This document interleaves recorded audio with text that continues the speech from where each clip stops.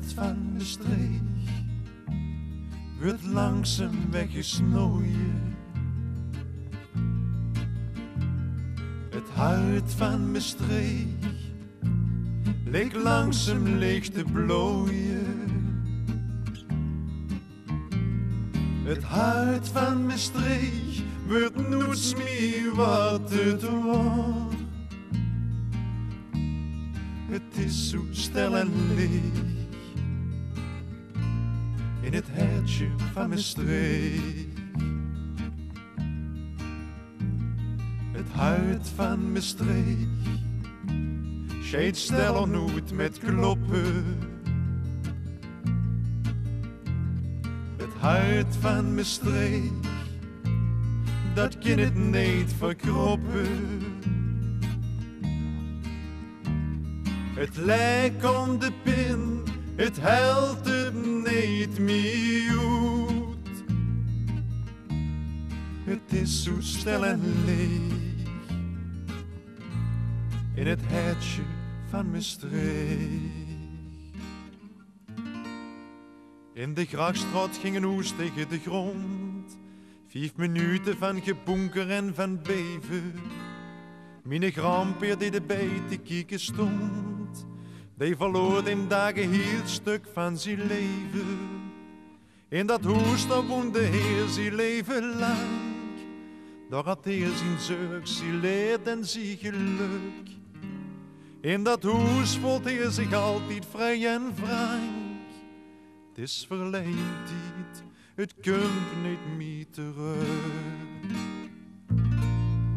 Het hart van Maastricht wordt langzaam weggesnoeien.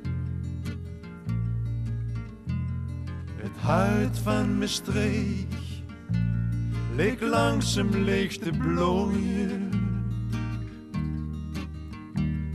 Het hart van Maastricht wordt nooit meer wat het was.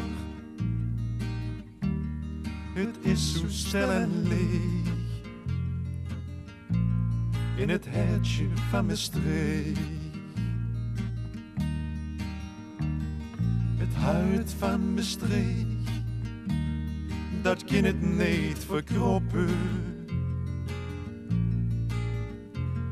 Het hart van Maastricht scheidt stil nooit met kloppen. Het lijkt om de pin, het helpt het niet meer uit. Het is zo stil en leeg in het hartje van Maastricht.